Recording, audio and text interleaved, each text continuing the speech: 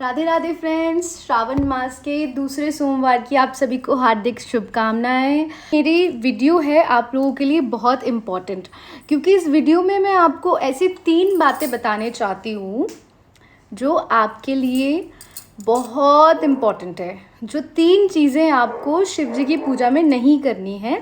तो मेरा जो एक्सपीरियंस रहा है, अभी जितने दिन मैं मंदिर गई हूँ जल चढ़ाने के लिए, अभिषेक करने के लिए, तो कुछ चीज़ें मैंने नोटिस करी, तो मुझे लगा कि मुझे ये वीडियो बनानी ज़रूर चाहिए ताकि मैं आप लोगों के साथ शेयर कर सकूं कि कौन सी ऐसी 3 चीज़ें हैं जो हम सब कर रहे हैं और वो हमको नहीं करनी चाहिए। सबसे पहली चीज़ जो हम करते हैं, शिव जी का अभिषेक। हम शिव जी का जो अभिषेक है वो हम तांबे के लोटे से करते हैं। हालांकि तांबे के लोटे से हमें शिव जी का अभिषेक जब हम दूध से कर रहे हो तब नहीं करना चाहिए। किसी और चीज़ से कर रहे हैं, जैसे गंगा जल या सादा जल, तो उससे, या गुलाब जल, उससे आप कर सकते हो, मगर दूध या दूध से बनी चीज़ें, उनसे अभिषेक नहीं करना चाहिए। क्यों?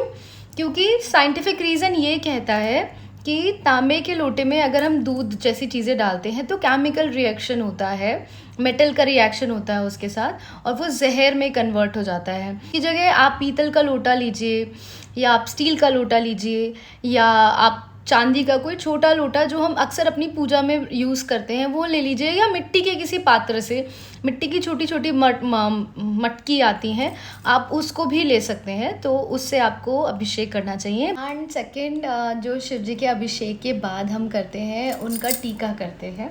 तो शिव जी का जो टीका है वो कुमकुम और हल्दी से नहीं करना चाहिए, क्योंकि जो कुमकुम और हल्दी है वो सांसारिक सुख और हमारा सौंदर्य, इन सबको दर्शाती है, इन सब का प्रतीक है।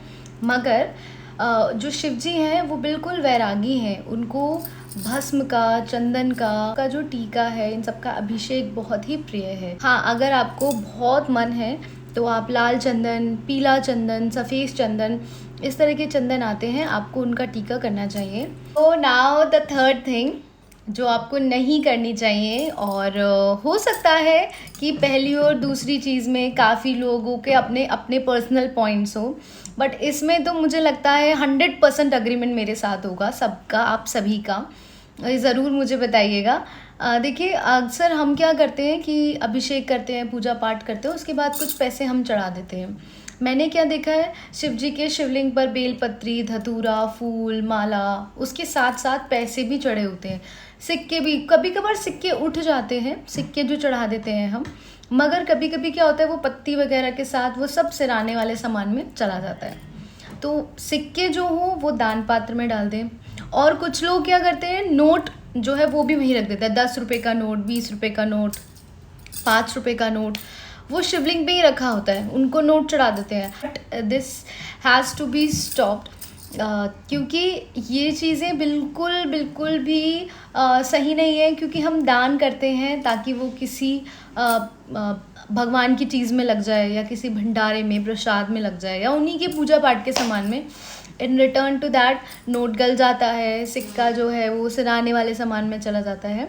तो ये 3 चीज़ें आप लोगों को बिल्कुल बिल्कुल ध्यान रखनी है अब जब आप अगली बार शिव जी का पूजन करने जाएं और जल अभिषेक करने जाएं। So thank you so much, आप लोगों ने मुझे एंड तक इतने ध्यान से सुना। ज़रूर अपने फैमिली फ्रेंड्स के साथ शेयर कीजिएगा ताकि वो भी इन 3 इम्पॉर्टेंट चीज़ों को याद रखें। Thank you so much everyone for listening me, watching my vlog.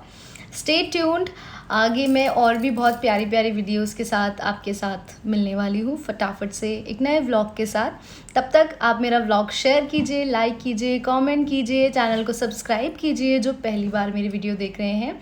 And stay tuned. Radhe Radhe.